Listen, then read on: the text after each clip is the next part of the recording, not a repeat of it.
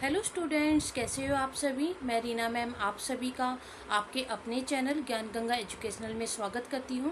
और जैसा कि आप सब जानते हैं कि इस चैनल पर मैंने आप सभी के लिए हिंदी साहित्य सीरीज़ को शुरू किया हुआ है। तो जो भी स्टूडेंट अपने CUT PG UGC Hindi net TGT PGT Hindi या फिर किसी भी स्टेट का कम्पिटिटिव एग्ज़ाम है और आपका विषय यदि हिंदी है तो ये सीरीज़ आप सभी के लिए बहुत ही यूज़फुल रहने वाली है। तो चलिए बिना किसी देरी के हम अपनी क्लास को शुरू करते हैं। आज जो मैं आप सभी के लिए लेकर के आई हूँ वो है भारतेंदु हरिश्चंद्र के द्वारा लिखा हुआ नाटक कौन सा, भारत दुर्दशा। तो आज मैं उसका पार्ट 2 लेकर के आई हूँ। तो जिस भी स्टूडेंट ने इस नाटक का पार्ट 1 नहीं देखा है तो वो प्लेलिस्ट में जा कर के वहाँ उसको देख सकते हैं, ताकि जो आज मैं पार्ट 2 आपको पढ़ाने वाली हूँ ये आपको अच्छे से समझ में आ जाए। ये भारत दुर्दशा जो ये नाटक है इसमें कितने अंक दिए गए हैं, इसमें जो है 6 अंक दिए गए हैं। कितने अंक हैं, 6 अंक है। तो मैंने जो प्रथम पार्ट है यानी कि जो पहला पार्ट है उसके अंतर्गत मैंने 3 अंकों को पढ़ा दिया है। आज जो है हम अपने चौथे अंक को पढ़ेंगे और जानेंगे कि भारतेंदु हरिश्चंद्र ने आगे इस नाटक में क्या बताया है।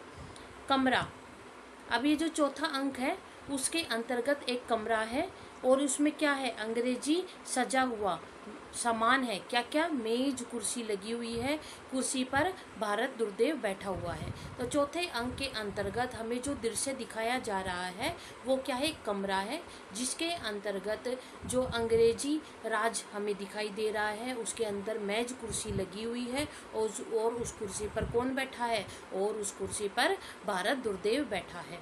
रोग अब प्रवेश करता है, क्योंकि पिछले हमने अंक में पढ़ा था कि जो दुर्देव है भारत दुर्देव उसने किससे, सत्यानाश फौज से अपने भारत दुर्दशा के विषय में जाना था और उसने कहा था और वो खुश हुआ था ये जान करके कि भारत की अब दशा कैसी हो गई है।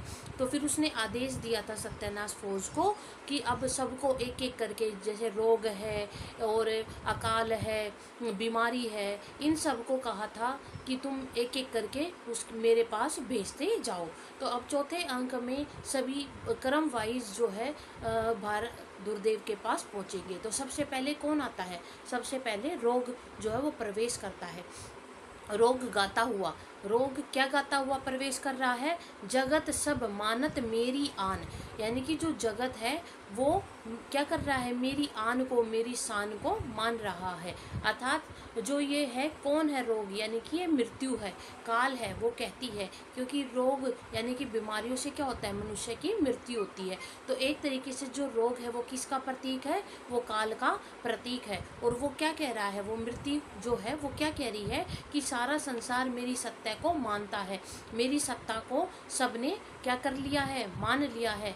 पूरी दुनिया में मेरी यानी कि मृत्यु की प्रतिष्ठा स्थापित हो चुकी है, क्योंकि भारत की एक ऐसी दुर्दशा हो गई है, रोग के कारण, अकाल के कारण ऐसी दुर्दशा हो गई है कि हर जगह क्या है, शोक है, मातम जो है वो फैला हुआ है। तो मृत्यु क्या कह रही है कि मेरा पूरे जगत में क्या हो गया है, पूरे जगत में मेरी प्रतिष्ठा फैल गई है, यानी कि हर जगह मेरा वर्चस्व, मेरा राज्य ही दिखाई दे रहा है, सबने मेरी सत्ता को स्वीकार कर लिया है, कोई भी मुझसे नहीं बच सकता है। मेरी ही टटी रची खेलत नित शिकार भगवान। तो अब वो क्या कह रही है कि यह बहुत सारा व्यंग करती है, यानी कि जो मृत्यु है वो व्यंग के द्वारा क्या कह रही है, वो कह रही है यहाँ तक कि भगवान भी मेरी बनाए इस टट्टी, यानी कि छोटा अस्थाई होता है, कैसा आवरण होता है, यानी कि जो नश्वर जो संसार है उसमें प्रतिदिन क्या कर रही है, मृत्यु अपना खेल खेल रही है, अपनी लीला कर रही है। और भगवान ने भी मेरी इस लीला को क्या कर रहे हैं, भगवान भी मेरी इस बनाई हुई लीला को देख रहे हैं। संसार का समूचा कार्य, व्यापार, सृष्टि, पालन और विनाश, सब नश्वरता वो मृत्यु के अधीन हो गए हैं। मतलब मृत्यु से ऊपर अब कोई नहीं है, न कोई मनुष्य है न कोई देवता है। मनुष्य के साथ साथ भगवान ने भी मेरी सत्ता को क्या कर लिया है, स्वीकार कर लिया है। अब तो हर जगह मेरा ही वर्चस्व दिखाई देता है, मुझसे ऊपर अब कोई नहीं है, ना तो देवता और ना ही मनुष्य, कोई भी मुझसे ऊपर नहीं है। तो ये कौन कह रही है, ये मृत्यु कह रही है। मृत्यु कलंक मिटावत में ही मौसम और न आन। अब मृत्यु क्या कह रही है?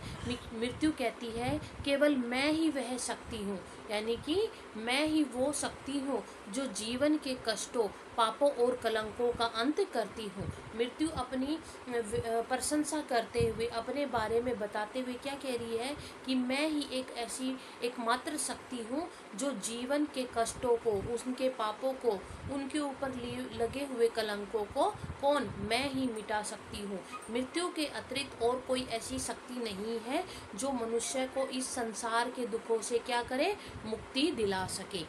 परम पिता हम ही वेदन के अतारन के प्राण। अब मृत्यु क्या कह रही है? मृत्यु कहती है मैं ही सब वेद्यों यानी कि जो उपचार करते हैं, जो हमारे वेद थे, जो वो क्या वैद्य जो थे वो क्या करते थे, बीमारियों का इलाज करते थे। और किससे? अपनी जड़ी बूटियों से, उन सब से क्या करते थे, बीमारियों को दूर करते थे। मैं ही सब वैद्यों यानी कि चिकित्सों और अत्रों यानी कि जड़ी बूटी जो बेचने वाले होते हैं उनका परम पिता यानी कि उनका मूल आधार हूँ। यानी कि जो चिकित्सक थे अब वो भी किसके? वो भी मेरे सब अधीन है, क्योंकि भले ही वैद्य उपचार कर ले, बीमारी का उपचार कर ले, कितनी भी दवाइयाँ दे दे, लेकिन अंततः सबके जीवन का अंतिम निर्णय किसके हाथों में है? अंतिम निर्णय मेरे हाथों में है। ये कौन कह रहा है? मृत्यु कह रही है कि जो वैद्य हैं, जो उपचार करने वाले हैं, वो चाहे कितनी भी बूटियां दे दे, कितनी भी दवाइयां दे दे, कितना भी उपचार कर ले, लेकिन उनको ठीक करना या उनको मारना, ये जो अंतिम निर्णय है वो किसके हाथों में है? वो मेरे हाथों में है। अर्थात जीवन और मृत्यु पर असली अधिकार किसका है? मृत्यु के पास है, न कि चिकित्सा विज्ञान के पास। मेरा प्रभाव जगत विदित है, यानी कि मेरे प्रभाव को सब जो जगत है वो जानता है। कुपथ्य का मित्र और पथ्य का शत्रु कौन है? मैं ही हूँ। जो कुपथ यानी कि जो कुमार्ग पर जो लोग चल रहे हैं उनका मित्र कौन है? उनका मित्र मैं हूँ। और जो पथ है यानी कि अपने सही मार्ग पर चल रहा है उनका शत्रु कौन है? उनका शत्रु मैं हूँ। त्रिलोक्य में ऐसा कौन है जिस पर मेरा प्रभुत्व नहीं? यानी कि इस तीनों लोकों में ऐसा कौन सा व्यक्ति है या ऐसा कौन देवी देवता है या कौन ऐसा मनुष्य है जिस पर मेरा प्रभुत्व नहीं है, यानी कि जहाँ पर मेरी सत्ता विराजमान नहीं है। नजर, श्राप, प्रेत, टोना, तनमन, देवी देवता सब मेरे ही नामांतर है। यानी कि ये जो सब लोग हैं, चाहे नजर को कहो, श्राप कहो, प्रेत कहो, टोना कहो, कोई भी देवी देवता है, वो क्या कर रहे हैं? वो सब मेरा ही सुमरन कर रही है। मेरी ही बदौलत ओझा दर्शनीय सियाने पंडित सिद्ध लोगों को ठगती है। यानी कि मृत्यु के कारण ही ये सब जो है, जैसे ओझा है, झाड़ फूक करने वाले हैं, जो पंडित हैं, जो सज्जन साधु संत है, वो लोगों को ठगते हैं। किसके कारण? मृत्यु के कारण, यानी कि मेरे कारण ही वो सब लोगों को ठगते हैं। क्यों? मृत्यु का भय दिखा करके वो सब लोगों को क्या करेंगे? वो सब लोगों को ठगेंगे, उनको धोखा देंगे। आतंक से भला मेरे प्रबल प्रताप को ऐसा कौन है जो निवारण कर सके? मृत्यु कह रही है कि ऐसा कौन इंसान है, ऐसा कौन है जो मेरे प्रताप से, मेरे प्रबल से, मेरे बल से किसी की रक्षा कर सकता है। चुंगी की कमेटी सफाई करके मेरा निवारण करना चाहती है। यह नहीं जानते कि जितनी सड़क चौड़ी होगी उतने ही हम भी जस जस सुरसा बदन बढ़ावा, तासु दुगुन कपि रूप दिखावा। कि अब मृत्यु जो रोग है, वो रोग क्या कह रहा है? रोग कह रहा है कि जो एक कमेटी है जहाँ सारी तरफ क्या कर रही है, क्योंकि गंदगी के कारण ही बीमारियाँ उत्पन्न होती है, तो वो जो कुछ लोग हैं वो क्या कर रहे हैं? इकट्ठे होकर के एक कमेटी बना करके क्या कर रहे हैं? सफाई कर रहे हैं, रोग का निवारण करना चाहते हैं। लेकिन वो नहीं जानते कि जितनी चौड़ी सड़क होगी, यानी कि जितना क्षेत्र फैला हुआ होगा, उतना ही जो रोग है वो भी क्या करेगा? अपने वदन को बढ़ाता रहेगा, यानी कि अपने रूप को वो भी फैला देगा। रोग भी दिन प्रतिदिन बढ़ता जाएगा और अपने रूप को क्या कर लेगा? इतना भयानक, इतना कुरूप करके दिखाएगा कि जो सब है वो क्या हो जाएंगे? डर जाएंगे। दुर्देव को देखकर महाराज क्या आज्ञा है। अब जब वो ऐसे गाते हुए, मृत्यु अपनी प्रशंसा करते हुए, रोग अपने बारे में बताता हुआ, नाचता गाता हुआ जब अंदर प्रवेश करता है तो भारत दुर्देव से क्या कहता है कि महाराज क्या आज्ञा है कि आप मुझे आदेश दें, मैं वही करूँगा। अब क्या कह रहा है भारत दुर्देव, आज्ञा क्या है? भारत को चारों तरफ से घेर लो। कहने का तात्पर्य कि मैं क्या आज्ञा दूँ, तुम जो है भारत को हर प्रकार से, हर तरीके से क्या कर लो, घेर लो। यानी कि जो रोग को कह रहा है कि वो पूरे भारत में फैल जाए। रोग, महाराज भारत तो अब मेरे प्रवेश मात्र से मर जाएगा, घेरने को काम क्या। यानी कि अब रोग क्या कह रहा है कि भारत को हर तरफ से घेरने की आवश्यकता नहीं है, जैसे मैं प्रवेश करूँगा वैसे ही क्या होगा, भारत मर जाएगा। धन्वंतरी और काशीराज देवोदास का अब समय नहीं। यानी कि जो धन्वंतरी है, यानी कि जो कुबेर है, जो धन की देवी है, और जो काशीराज देवोदेव यानी कि जो काशी में रहने वाले जो देव है, अब उनका समय क्या हो गया, अब उनका समय चला गया है। और न सुश्रुत वाघवट चरक ही है, और ना ही जो ऋषि मुनि थे, जो हमारे वेद जानते थे, जो हमारे वेदों के बारे में जान करके क्या करते थे, उपचार करते थे, जैसे वाघवट है, चरक है, वो भी अब नहीं रही हैं। वैद की अब केवल जीविका के हेतु बची है। यानी कि जो वैद है, यानी कि वो क्या कर रहे हैं, सिर्फ अपनी जीविका कमाने के लिए ही बचे हुए हैं, वो कुछ नहीं कर सकते हैं। काल के बल से औषधियों के गुणों और लोगों की प्रकृति में भी भेद पड़ गया है। यानी कि मृत्यु ने ऐसा प्रपंच खेला है, या मृत्यु ने ऐसा अपना आकार बढ़ा दिया है, जिसके कारण क्या हो रहा है, औषधि यानी कि जो दवाइयाँ थी, जिनको लेने से, जिन औषधियों के प्रयोग से क्या होता था, रोग दूर हो जाते थे, लोग अच्छे हो जाते थे, उन में भी क्या हो गया, उनके गुणों में भी मृत्यु के कारण कमी आ गई है। बस अब हमें कौन जीतेगा, और फिर हम ऐसी सेना भेजेंगे जिनका भारतवासियों में कभी नाम तो सुना ही ना होगा। अब वो कह रहे हैं कि अब हम भारत में, अब जो भारत है वो हमसे नहीं जीत सकता, क्योंकि हम एक ऐसी सेना भेजेंगे जिसका नाम भारतवासियों ने कभी सुना ही नहीं है। जब उसका नाम सुना ही नहीं है तो वो उसका सामना कैसा करेंगे, तब भला वे उसका प्रतिकार क्या करेंगे, यानी कि उसका सामना कैसे करेंगे। हम ऐसी क्या करेंगे, सेना को भेजेंगे। हम भेजेंगे विस्फोटक हैजा, डेंगू, अपापेलिसी। अब वो क्या कह रहे हैं कि जिस पर रोग कह रहा है कि अब मैं ऐसी ऐसी बीमारियां भारत में भेजूंगा, अपनी एक ऐसी सेना बना करके भेजूंगा जिसके बारे में भारतवासियों ने जब कभी सुना ही नहीं है, तो वो उसका सामना कैसा करेंगे। तो वो अपनी सेना का क्या नाम बता रहे हैं, सेना का नाम बता रहे हैं कि वो हैजे को, डेंगू, अपापेलिसी, इन सबको क्या करेंगे, भारत में भेजेंगे। भला इनको हिंदू लोग क्या रोकेंगे, यानी कि जो भारत में रहने वाले जो हिंदू लोग हैं वो इस सेना का सामना कैसे कर पाएंगे। ये किधर से चढ़ाई करते हैं और कैसे लड़ते हैं, जानेंगे तो हुई नहीं फिर छुट्टी हुई विरंच।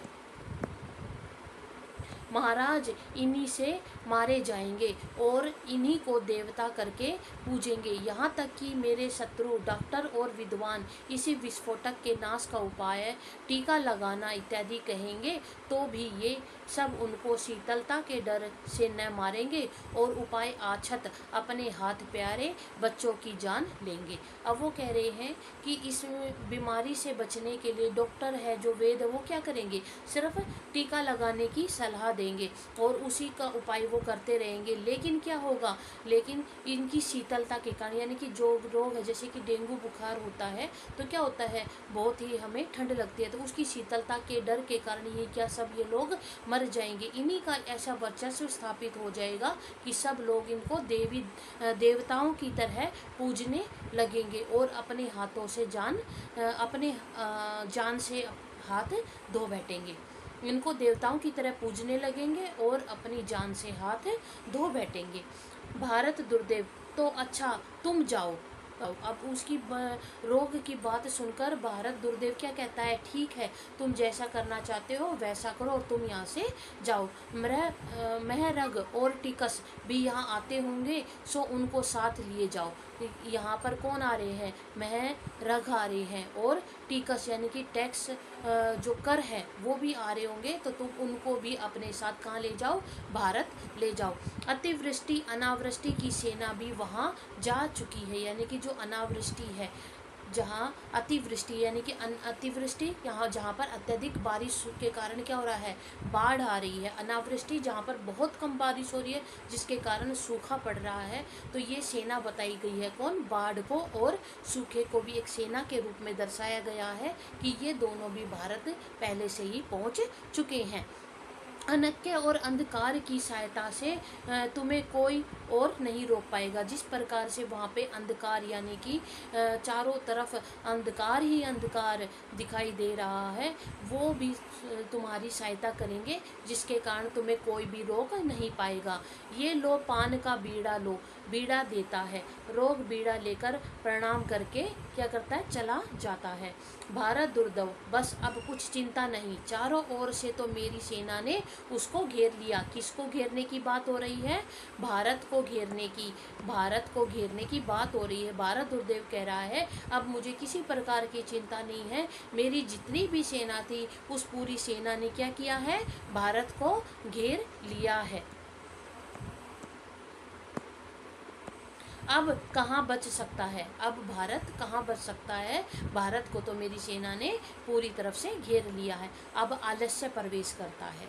अब आलस्य क्या कहता है, हा एक पोस्ती ने कहा, पोस्ती ने भी पोस्ती ने पी पोसत ने दिन चले 2.5 कोस। अब जो आलस्य है वो प्रवेश करता है, और प्रवेश करके क्या कह रहा है, आलस्य कहता है एक पोस्ती ने कहा, पोस्ती ने पी पोसत ने दिन चले 2.5 कोस। दूसरे ने जवाब दिया, अबे वह पोस्ती न होगा, डाक का हरकारा होगा।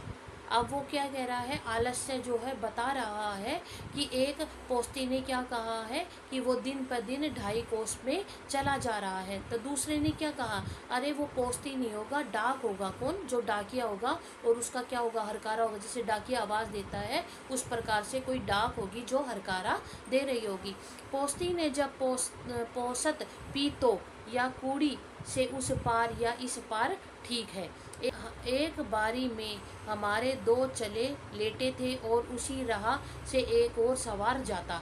कि वो क्या कह रहा है कि एक तरफ से अगर कोई आता है तो दूसरी तरफ से कौन आते हैं, 2 आते हैं।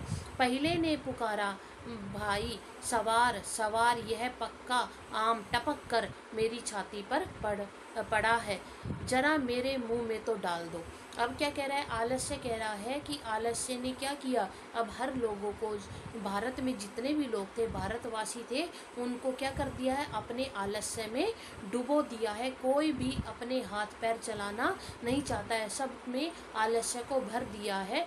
एक तरफ से आता था, दूसरी तरफ से 2 आते हैं, और पहला दूसरे को पुकारता है कि भाई सवार सवार, कि भाई क्या करना, रुको रुको, यह आम क्या है, पक गया है, और आ करके टूट कर कहाँ पड़ गया है, मेरी छाती पर पड़ गया है। अब मेरे में इतनी हिम्मत नहीं है, मेरा इतना मन नहीं कर रहा है, मैं आलस्य से पूरा भर गया हूँ कि मेरा हाथ ही नहीं उठता।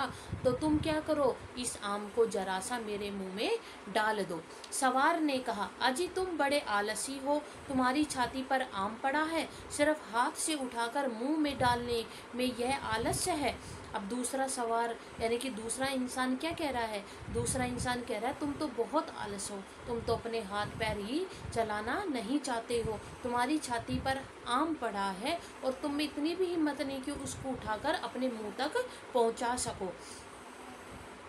दूसरा बोला, ठीक है साहब, यह बड़ा ही आलसी है, रात भर कुत्ता मेरा मुंह चाटा किया और यह पास ही पड़ा था पर इसने न हाँका। अब वो दूसरा इंसान जो उसके साथ में था वो क्या कह रहा है कि ये इंसान इतना आलसी है कि पास में कोई कुत्ता था जो क्या कर रहा था, पास में कुत्ता था और वो क्या कर रहा था, मेरा मुंह चाट रहा था, लेकिन इसकी इतनी हिम्मत नहीं हुई, ये मेरे इतने पास में था कि इसकी इतनी हिम्मत नहीं हुई कि वो उस कुत्ते को वहाँ से हाका के भगा सके। सच में किस जिंदगी के वास्ते तकलीफ उठाना, मज़े में हाल मस्त पड़े रहना। अब वो क्या कह रहा है, सच में अब ऐसी ज़िंदगी आ गई है कि हमें कुछ भी करने का मन नहीं करता है, मेहनत मजदूरी करने का मन नहीं करता है, कि ये ज़िंदगी जो है हम इसी में खुश हैं, किसके लिए तकलीफ़ उठाना। जिस तरीके से हम रहे हैं बस इसी में मस्त पड़े रहें और हम कुछ कार्य ना करें। सुख केवल हम में है, आलसी पड़े कुएं में वही चैन है। यानी कि जिस प्रकार हम आलस्य में ऐसे ही पड़े हुए हैं, बिना कोई कार्य नहीं कर रहे हैं, वैसे बिना कार्य किए ही चुपचाप पड़े हुए हैं, तो ये क्या है, यही एक असली मज़ा है। गाता है, दुनिया में हाथ पैर हिलाना नहीं अच्छा, मर जाना पै उठ के कहीं जाना नहीं अच्छा। अब इसमें व्यंग करते हुए जो भारतेंदु हरिश्चंद्र जी हैं वो व्यंग कर रहे हैं कि अब लोगों में इतना आलस भर गया है, अब तो भारत के लोग इतने आलसी हो गए हैं, वो न तो मेहनत मजदूरी करना चाहते हैं, यानी कि वो मेहनत मजदूरी नहीं करना चाहते हैं, चाहे भूख से वो मर जाए, लेकिन वो अपने हाथ पैरों को हिलाना नहीं चाहते हैं। मरने के बाद भी कहीं उठकर अर्थात पुनः कहीं प्रयत्न खोजना उन्हें जाना अच्छा नहीं लगता है, कि वो भूखे ही मर जाएंगे, लेकिन अपनी भूख को मिटाने के लिए वो हाथ पैर उठाकर कहीं कोई कार्य नहीं करेंगे। अब हम आगे देखते हैं। बिस्तर पे मिसले लोथ पड़े रहना हमेशा, बंदर की तरह धूम मचाना नहीं अच्छा। अब वो क्या कह रहा है कि ऐसे लोग चाहते हैं, यानी कि जो लोग आलस्य में भरे हुए हैं वो क्या कर रहे हैं, बिस्तर पे एक लाश की तरह, एक लोथ की तरह। यहाँ पे लोथ का मतलब क्या है, लोथ का मतलब है लाश। जिस प्रकार से जब लोग मर जाते हैं तो लाश जो है वो ना तो हिलती है ना डुलती है, बस एक जगह पड़ी रहती है, उसी प्रकार ये लोग आलस्य में इस प्रकार से डूब गए हैं, आलस्य में इस प्रकार से भरे पड़े हैं कि वो बिस्तर पर सिर्फ लाश की तरह पड़े रहना चाहते हैं, न वह उठना चाहते हैं न ही उठकर चलना चाहते हैं। और अगर कोई उन्हें सक्रिय होने को कहे, अगर उनको क्या करने, चलने फिरने के लिए, उठने के लिए, कुछ कार्य करने के लिए कहे तो बुरा मान जाते हैं।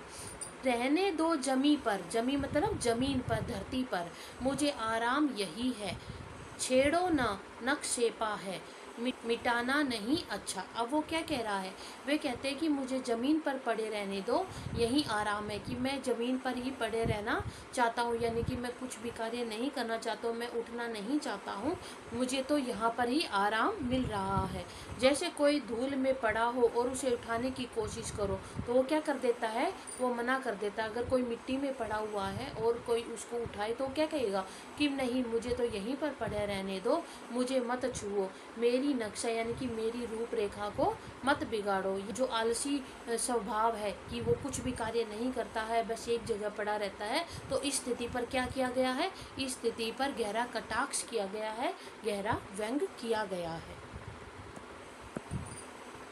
उठा करके घर से कौन चले यार के घर तक, मौत अच्छी है पर दिल न लगाना नहीं अच्छा।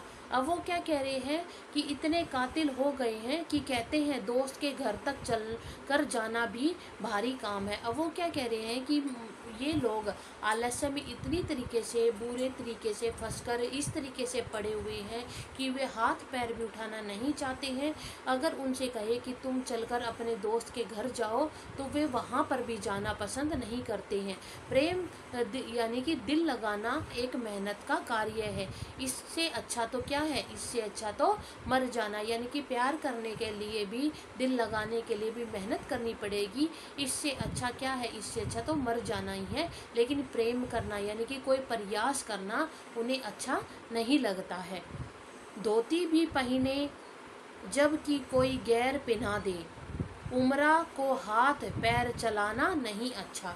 अब वो क्या कह रहे हैं, यहाँ तक कि अगर कोई दूसरा व्यक्ति उसको क्या करेगा, खुद धोती पहनाएगा, खुद कपड़े पहनाएगा तो वो कपड़े पहन लेगा, लेकिन स्वयं अपने हाथ पैर चलाना उसको अच्छा नहीं लगता है। इस प्रकार से सभी लोग क्या है, आलस्य में भर चुके हैं कि वो अपने कपड़े के लिए भी जरा से भी हाथ पैर नहीं हिलाना चाहते हैं। यहाँ पर आलस्य का जो परम चरण है उसको दिखाया गया है कि भारत के लोग किस प्रकार से आलस्य में डूब गए हैं। सिर भारी चीज है, इस तकलीफ हो तो हो, पर जीव बिचारी को सताना नहीं अच्छा। अब वो क्या कह रहे हैं कि सिर भारी होने पर भी अगर कोई तकलीफ हो जाए, यानी कि सिर भारी होने यानी कि सिर में कोई दर्द है, किसी प्रकार की तकलीफ है तो कोई बात नहीं, लेकिन जीभ से बोलना यानी कि कुछ मांगना, कुछ कहना उन्हें भारी लगता है। अगर सिर में दर्द है तो उसके लिए क्या लोग क्या करेंगे, कहेंगे कि मेरे सिर दर्द है, मुझे दवाई दे दो, या मुझे किसी प्रकार की कोई तकलीफ है तो उसके लिए मुझे कुछ सामान दे दो, वो या कुछ मांगना चाहता है। तो वो कह रहे लोग इतने आलस हो गए हैं कि वो बोलने में भी क्या कर रहे हैं, बोलने में भी उनको आलस आ रहा है। जीभ उठाने के लिए, बोलने के लिए क्या होगा, जीभ उठानी पड़ेगी, और वो जीभ भी उनको उठाने में कैसी लग रही है, भारी लग रही है। मतलब पूरी तरीके से निष्क्रिय हो गए हैं लोग। उनको अपना जीवन कैसा लग रहा है, उनको अपना जीवन बिताना एक बोझ की तरह लग रहा है। काफों से मरिए पर न कोई काम कीजिए, दुनिया नहीं अच्छी है जमाना नहीं अच्छा। अब वो क्या कह रहे हैं, काफों से मरिए पर न कोई काम कीजिए, यानी काफों मतलब भूख से मरना उनको मंजूर है, लेकिन कोई काम करना उनको मंजूर नहीं है। दुनिया नहीं अच्छी है जमाना नहीं अच्छा। फिर इसी दुनिया को, उसी जमाने को लोग क्या करते हैं, कोसते हैं कि ये दुनिया कैसी है, ये दुनिया बहुत ही बुरी है, जमाना बहुत ही खराब आ गया है। सिजदे से गर बहिसत मिले दूर कीजिए, दो जसख ही सही सिर का झुकाना नहीं अच्छा।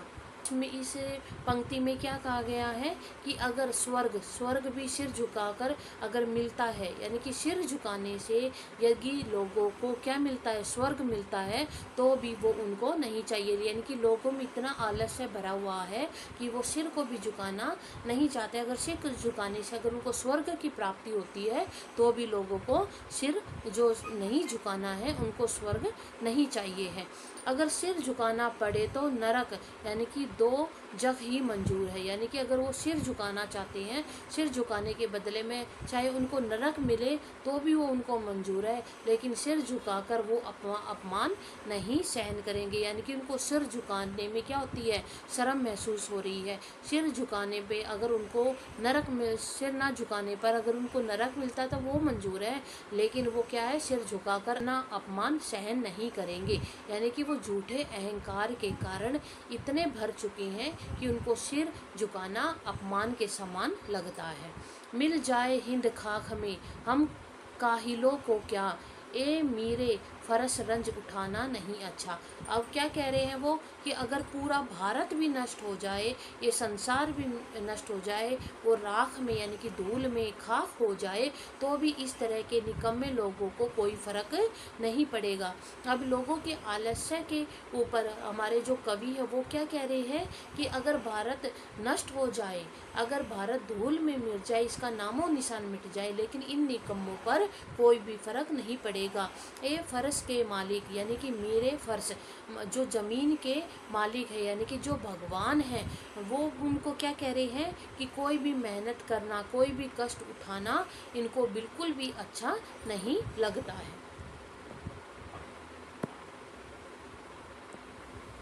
और क्या काजी जो दुबले क्यों कहे शहर के अंदेशे से, अरे कहू निरप हो हमें का हानि, चेरी छोड़ी नहीं ओ बहु रानी।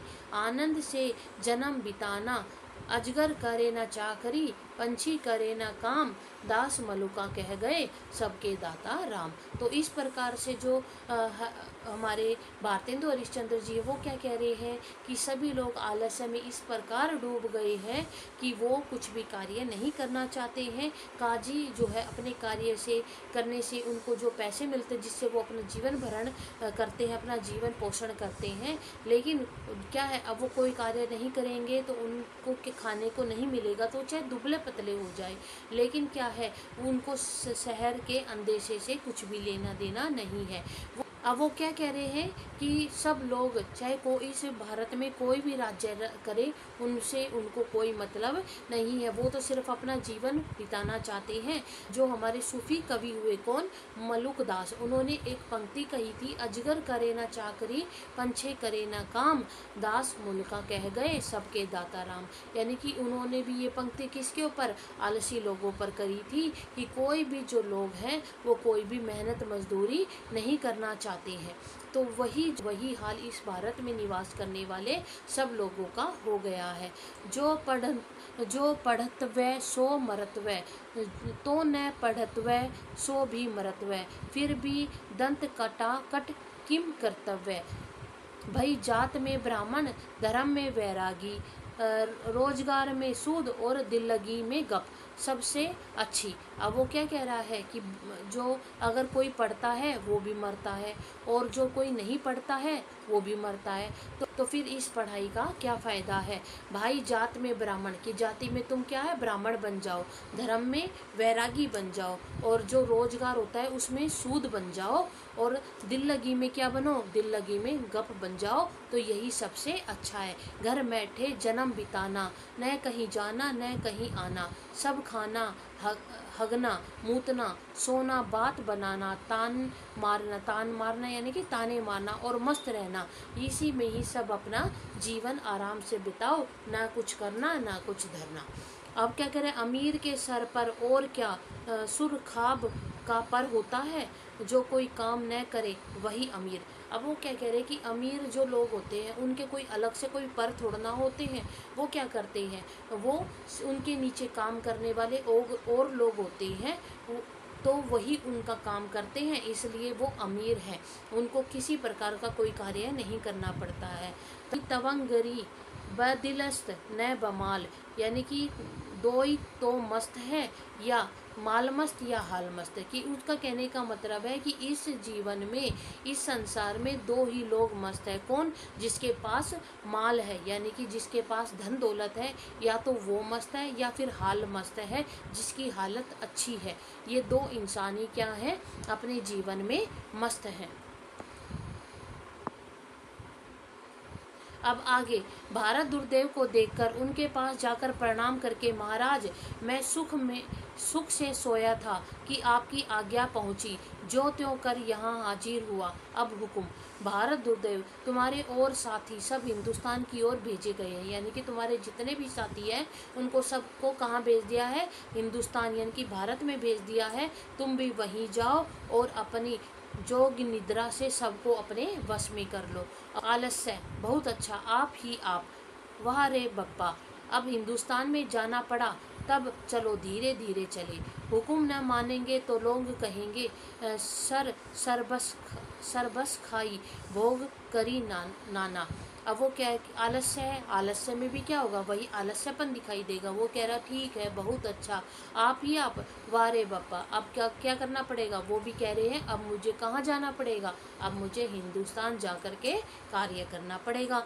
तब चलो, वो धीरे धीरे चलता है। हुक्म ना मानेंगे, अगर हम महाराज की आज्ञा को नहीं मानेंगे तो लोग कहेंगे बस क्या करता है, सर बस खाई, यानी कि सिर्फ क्या करता है, खाता रहता है, काम कुछ नहीं करता है। समर भूमि भा दुर्बल प्राणा, उस जो भूमि पर जितने भी लोग हैं अब उनको क्या करेगा, वो दुर्बल बना देगा। क्यों, क्योंकि जब लोग मेहनत मजदूरी नहीं करेंगे तो उनको भूखा रहना पड़ेगा, जिससे वो क्या हो जाएंगे, निर्बल हो जाएंगे। अरे करने को देव आप ही करेगा, हम कौन काम है पर चले, कि करना तो किसने है, करना तो भगवान ने है, हम कौन है काम करने वाले, लेकिन चलो चलते हैं। वही यही सब बुड़बुड़ाता हुआ वह क्या करता है, वहाँ से चला जाता है। मदिरा दो आती है, अब कौन आती है, अब मदिरा आती है, यानी कि शराब आती है। मदिरा, भगवान सोम की मैं कन्या हूँ। वो क्या कह रहे हैं कि जो सोम भगवान है उसकी मैं कौन हूँ, कन्या हूँ, उसकी मैं पुत्री हूँ। प्रथम वेदों ने मधु नाम से मुझे आदर दिया, फिर देवताओं की प्रिय होने से मैं सुरा कहलाई। मेरे प्रचार के हेतु श्रोत्रामणि यज्ञ की सृष्टि हुई। किसकी हुई? श्रोत्रामणि यज्ञ की सृष्टि हुई। क्यों? मेरे प्रचार के लिए। और स्मृति और पुराणों में भी प्रवृत्ति मेरी नित्य कही गई। यानी कि जो स्मृति पुराण है उनमें भी क्या हुआ? मेरी प्रवृत्ति, यानी कि मेरी प्रवृत्ति कैसी है, मेरा आचरण कैसा है, उसको बताया गया। तंत्रा तो केवल मेरी ही हेतु बने, यानी कि जो तंत्र है वो किसके लिए है? वो मेरी सहायता के लिए ही बने हैं। संसार में 4 मत बहुत प्रबल है। वो क्या कह रहे हैं कि जो संसार में जो मत है वो 4 हैं, और वो 4 मत ही क्या है? प्रबल है। हिंदू, बौद्ध, मुसलमान और क्रिस्तान, यानी कि जो 4 मत है ये क्या है? बहुत ही शक्तिशाली है। इन चारों ने मेरी 4 पवित्र प्रेम मूर्ति विराजमान, यानी कि इन चारों में मेरी क्या है? प्रेम मूर्ति विराजमान है। ये सब मुझे क्या है? पसंद करने वाले हैं। सोम पान विराजमन शराबुन तुरहा और बाप टैगिज वाइन, ये जो है किसके? शराब के नाम बताए गए हैं। भला कोई कहे तो इनको अशुद्ध, यानी कि इनको अगर कोई अशुद्ध कह दे तो ऐसा कोई भी नहीं है। या जो पशु है उनको अशुद्धता कहा ही तो क्या? हमारे चाहने वालों के आगे वे लोग बहुत होंगे तो कि सरकंडे 10 हांगे, जगत में तो हम व्याप्त हैं। अब वो क्या कह रहे हैं कि उसने अपने क्या है? शराब के नाम बताए हैं, और कह रहा है कि भला ऐसा कौन सा मनुष्य है जो इनको क्या करेगा? अशुद्ध कहेगा। इनको अशुद्ध करने वाले इस संसार में कुछ चंद ही लोग मिलेंगे। हमारे चेले लोग सदा यही कहा करते हैं कि जो हमारे चेले हैं, जो हमें पसंद करते हैं वो हमें शुद्ध ही बताएंगे और हमारा साथ देंगे। फिर सरकार के राज्य के तो हम एकमात्र भूषण है। भारत सरकार के बारे में बता रहे कि भारत सरकार के हम क्या हैं? एकमात्र ही आभूषण है, एकमात्र ही धन दौलत है। दूध सुरा दधियु सुरा, सुरा अन्न धन धाम, वेद सुरा ईश्वर सुरा, सुरा स्वर्ग को नाम। अब वो क्या कह रही है? व्यंग करते हुए जो कवि हैं, यानी कि भारतेंदु हरिश्चंद्र जी हैं, अब वो व्यंग कर रहे हैं और क्या कह रहे हैं? लोग क्या कर रहे हैं? जो दूध है, जो दही है, अन्न है, धन है, उन सबको क्या मानते हैं? उनको सब सुरा यानी कि शराब मानने लगे हैं। वेद, ईश्वर और स्वर्ग तक को भी वे क्या है? सब लोग किसको? जैसे वेद है, हमारे ईश्वर हैं, देवता हैं, स्वर्ग है, उन सबको भी लोग शराब से जोड़ने लगे हैं। मतलब संसार के मोह में सारे जीवन मूल्य क्या हो गए हैं? बिगड़ गए हैं। जाति सुरा विद्या सुरा, बिनु मद रहे न कोई, सुधरी आजादी सुरा, जगत सुरा में हुई। अब क्या कह रहे हैं? अब तो जाति भी शराब, विद्या भी शराब हो गई है। कोई भी शराब के बिना नहीं रह सकता है।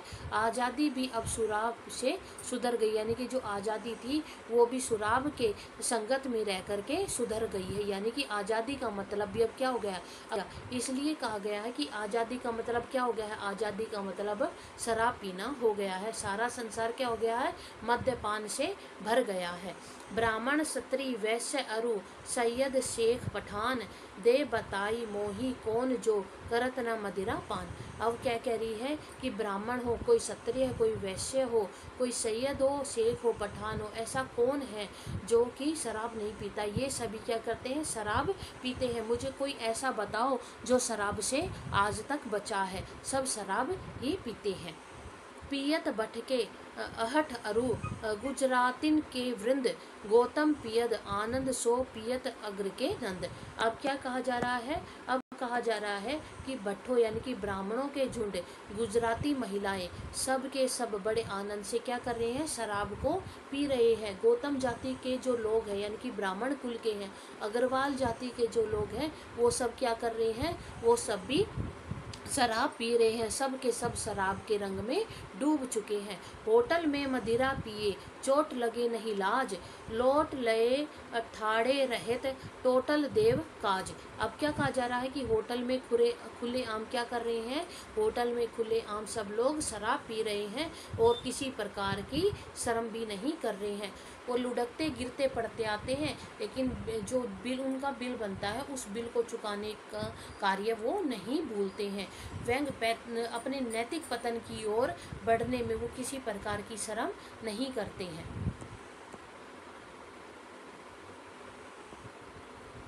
अब हम आगे देखते हैं। कऊ कहत मद नहीं पिए, तो कुछ लिखियो न जाए, कोई कहत हम मद बल, करत वकीली आए। कुछ लोग क्या कह रहे हैं कि अगर हम मदिरा पान नहीं करेंगे, हम शराब नहीं पिएंगे, तो हमसे कुछ भी लिखा नहीं जाएगा। और कोई कहता है कि शराब के बल पर ही हम वकालत यानी कि हालत कर सकते हैं, मतलब शराब को अपनी कमजोरी का औचित्य उन्होंने बना लिया है। कह रहे हैं कि शराब ही एक ऐसी चीज है जिसके कारण हम कुछ कार्य कर सकते हैं।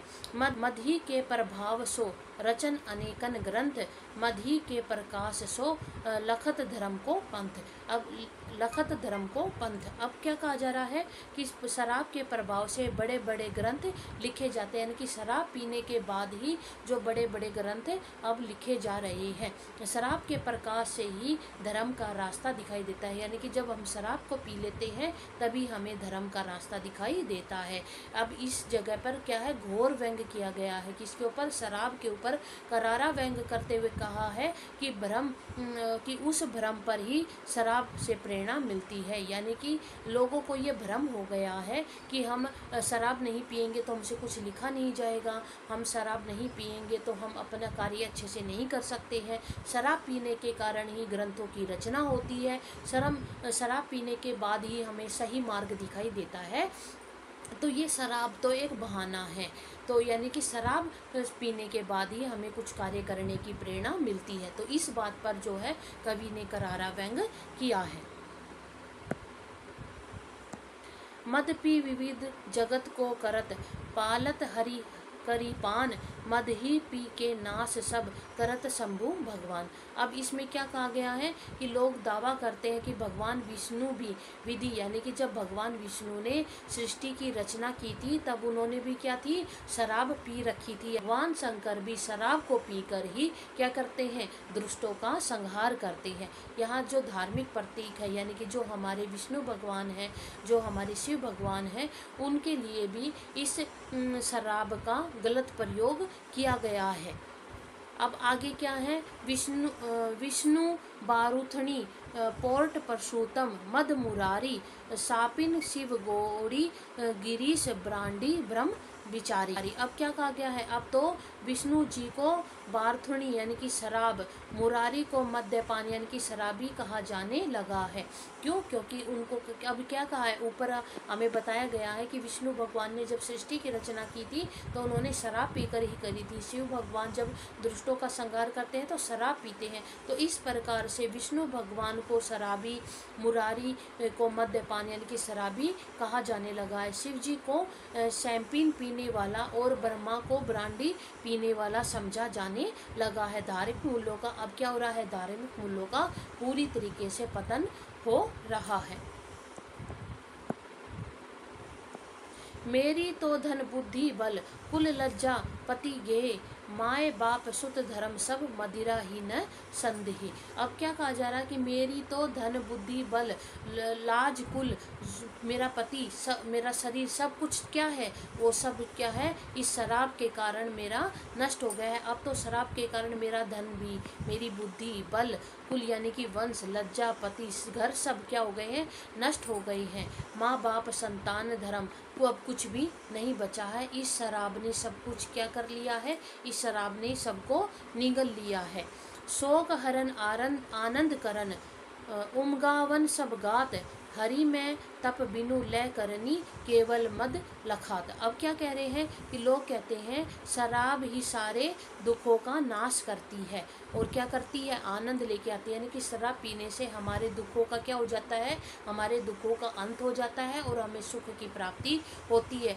शराब पीने से हमारे शरीर में क्या है, उमंग भर जाती है। भगवान का ध्यान भी अब पिए बिना नहीं लगता, यानी कि जब हम शराब को पी लेते हैं उसके बाद ही हम जो है तप कर सकते हैं, उसके बाद ही हम भगवान का ध्यान लगा सकते हैं। बिना नशे किए हमें भगवान के क्या है, दर्शन नहीं होते हैं। शराब को हर समस्या का समाधान बता करके इस पर व्यंग किया गया है। अब है सरकार ही मंजूर जो मेरा होत उपाय, तो सब सो बढ़ी मद पे देती कर बैठाई। अब क्या कह रही है कि अगर मेरी चलती, तो मैं सरकार से आग्रह करती कि सबसे ज़्यादा कर टैक्स शराब पर ही लगा दे। अब क्या कहा जा रहा है, इसमें कह रहे हैं कि अगर मेरी चलती है तो मैं सरकार से कहकर जितना भी सारा टैक्स है या जितना भी सारा कर है किस पर लगा देती, शराब पर लगा देती। मतलब समाज शराब में इतना डूब चुका है कि सरकार उससे क्या कर रही है, सरकार उससे फ़ायदा उठा रही है। हम ही को या काज की परम निशानी जान, कीर्ति खम्बसी जग पड़ी, अब लो थिर सित भान। अब क्या कहा जा रहा है, मैं शराब यानी कि शराब क्या कह रही है, इसमें कहा जा रहा है मैं शराब को इस राज्य यानी कि शासन की सबसे बड़ी पहचान मानता हूँ। जब तक सत्य और विवेक रहेगा शराब का यह साम्राज्य यूं ही फैलता रहेगा। अब कवि क्या कह रहा है, कवि कह रहा है कि जो ये मदिरा है यानी कि जो शराब है उसने भारत पर अपना शासन अच्छे से कर लिया है। जब तक सत्य और विवेक रहेगा तब तक जो शराब है उसका साम्राज्य इसी प्रकार से भारत में फैलता रहेगा। अब आगे है, राजमहल के चिन्ह नहीं मिले जगत इक कोय, तब हु बोतल टूक बहु मिली है कीर्ति होय। अब क्या कह रहा है, भविष्य भले ही भविष्य में राजमहल में अवशेष ना मिले, किसके अवशेष ना मिले, शराब के अवशेष, कि शराब के अवशेष ना मिले पर शराब की टूटी बोतलों के अवशेष जरूर मिलेंगे। कह रहे हैं कि भविष्य में अगर हमें शराब ना मिले लेकिन शराब की जो बोतल है उसके अवशेष हमें जरूर मिलेंगे, जो इस काल की महानता की गवाही देंगे, यानी कि बताएंगे कि इस समय में किस प्रकार की स्थिति भारत में थी। यह भविष्य में आने वाले पतन की गहरी चेतावनी है, यानी कि बता रहे हैं कि अगले भविष्य में ऐसी स्थिति उत्पन्न हो जाएगी कि उस समय पर हम या शराब दिखाई नहीं देगी लेकिन जो शराब की बोतल है वो टूटी हुई जरूर दिखाई उस समय पर भी मिल जाएगी। हमारी प्रवृत्ति के हेतु कुछ यत्न करने की आवश्यकता नहीं, मनु पुकारते हैं प्रवृत्ति रेसा भूतानाम, और भागवत में कहा है और लोके व्यवयामी स मद सेवा नित्य यायति जंतो। उस पर भी वर्तमान समय की सभ्यता की तो मैं मूल मूत्र सूत्रा हूँ। विषयेंद्रियों के सुखानुभव मेरे कारण द्विगुणित हो जाते हैं। संगीत साहित्य की तो एकमात्र जननी हूँ, फिर ऐसा कौन है जो मुझसे विमुख हो। अब यहाँ पर जो शराब हो क्या कह रही है, शराब कह रही है कि वर्तमान स्थिति में मेरा ऐसा वर्चस्व फैला हुआ है कि मैं सब मूलों की क्या हूँ, सूत्रधार हूँ। मैं सभी विषयों की जो हमारे इंद्रियां हैं उन सब की क्या हूँ, उन सब की मैं स्वामिनी हूँ। मैं सभी संवेगों को क्या कर देती हूँ और भी ज़्यादा बढ़ा देती हूँ। जो साहित्य संगीत है मैं उसकी क्या हूँ, जननी हूँ। ऐसा कौन जो मनुष्य है जो मुझसे विमुख हो सकता है, मुझसे अलग हो सकता है। इस प्रकार से गाती हुई वो आती है, राग काफी धनासरी का मेल, ताल धमार मदवा पीले पागल जीवन बीतियो जाद। कवि यहाँ मद यानी कि नशा का प्रतीकात्मक प्रयोग कर रहे हैं। यह मद यानी कि सामान्य शराब का नहीं बल्कि आनंद, भक्ति, प्रेम या अलौकिक अनुभव का भी हो सकता है।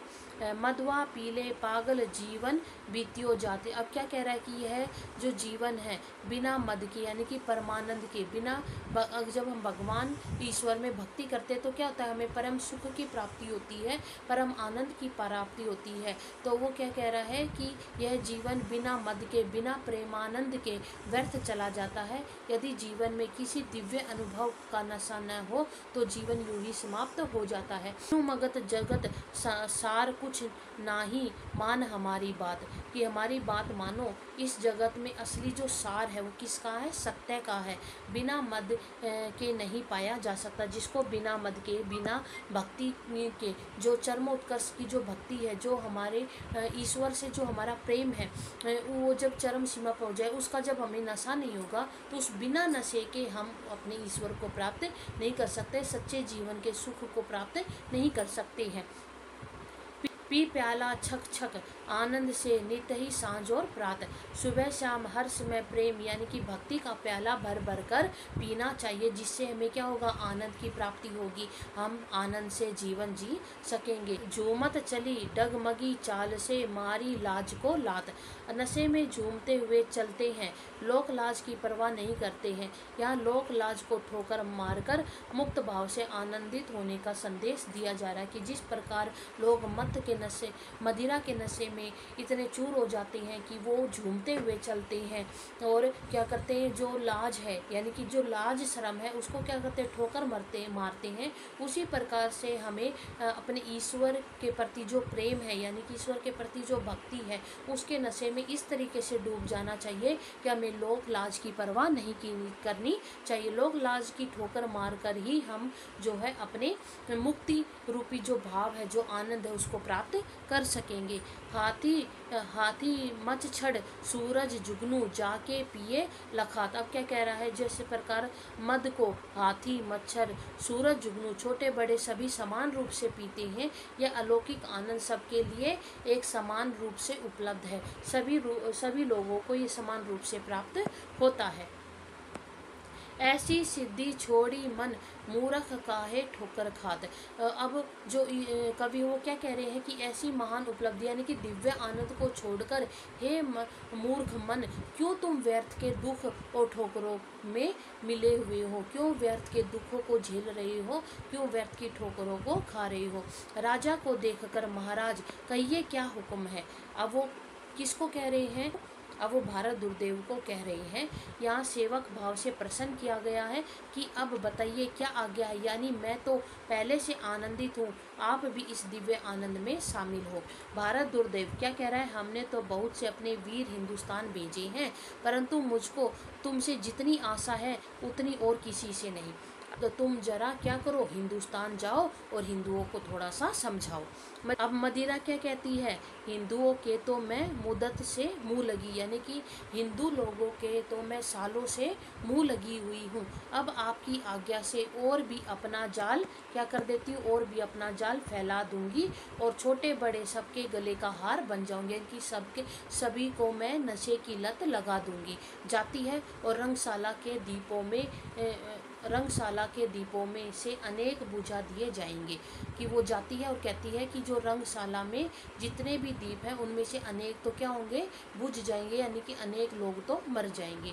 आलस्य और इस प्रकार जो है मदिरा कहते हुए कहाँ है, भारत चली जाती है। अब हम आगे देखते हैं। अब अंधकार का प्रवेश होता है। अब कौन आएगा, अब अंधकार आएगा। आंधी आने की भांति शब्द सुनाई देता है। जिस प्रकार से आंधी आती है उसी प्रकार से अंधकार का प्रवेश जब होता है तो आवाज़ सुनाई देती है। जो अंधकार है वो गाता हुआ नाचता हुआ आता है। राग काफी, जय जय कलयुग राज की, जय महामोह महाराज की, अटल छत्र सिर फिरत, थाप जग मानत जाके काज की, कल है अविद्या मोह मूढ़ता, सवे नाश के साज की। अब इस पद में क्या कहा जा रहा है, इस पद में जो अंधकार है वो क्या कह रहा है कि इस पद में जो कवि कलयुग के शासन और उसमें फैले मोह माया अज्ञान का पर जो है करारे रूप से व्यंग करता है। यानी कि जब अंधकार है नाचता हुआ गाता हुआ आता है तो वो क्या कह रहा है कि कलयुग में ऐसा शासन फैला हुआ, किसका, मोह माया का, अज्ञानता का एक ऐसा शासन फैला हुआ है जिसके ऊपर करारा व्यंग जो है इस पद के माध्यम से भारतेंदु हरिश्चंद्र जी ने किया है। जय जय कलयुग राज की, यहाँ कलयुग के शासन की जय बोली जा रही है। यानी यह वास्तव में प्रशंसा नहीं बल्कि क्या है, व्यंग किया जा रहा है। यानी कि जिस प्रकार से अंधकार आता और जय जय करता हुआ हमें दिखाई दे रहा है तो इस पर जो है कवि ने उसकी प्रशंसा नहीं की है बल्कि यहाँ पर व्यंग किया है। कलयुग में धर्म सत्य सदाचार का क्या हो रहा है, ह्रास हो रहा है। यानी कि धर्म सत्य और सदाचार ये सब क्या है, मरते हुए जा रहे हैं, उनका पतन होता जा रहा है। और उनकी जगह कौन ले रहा है, उनकी जगह अधर्म, कलह, वासना, लोभ इत्यादि ये सब क्या है, अपने पांव फैला रहे हैं। जय महामोह महाराज की, महामोह यानी कि जो गहन अज्ञानता है, मोह लोगों के अंदर पहला मोह माया सब फैली हुई है, उन सब की जय दिखाई गई है। यह दिखाने के लिए कलयुग में मोह माया का सबसे बड़ा राजा, यानी कि कलयुग में मोह माया को क्या बना गया, सबसे बड़ा राजा बनाया गया है। अटल छत्र सिर फिरत थाप, मोह माया का जो छत्र है यानी कि जो राज चिन्ह वो कैसा है, स्थिर है, यानी कि कहीं से हटने वाला नहीं है, अटल है, डटा हुआ है। यानी इसका जो शासन कैसा है, इसका शासन दृढ़ है, जिसको कोई नहीं हटा सकता है, और सबके सिर पर इसका साया फैला हुआ है, किसका, मोह माया का। जगत मानत जाके काज की, यानी कि पूरी जो दुनिया इसके मोह के कार्यों को अच्छे से जानते कि यानी कि जो मोह माया है वो किस प्रकार से लोगों से अपना कार्य करवा रही है, यानी कि लोभ मोह वासना और स्वार्थपूर्ण कर्म ही हर जगह फैले हुए हैं और सभी लोग इसी को स्वीकार करने में लगे हुए हैं।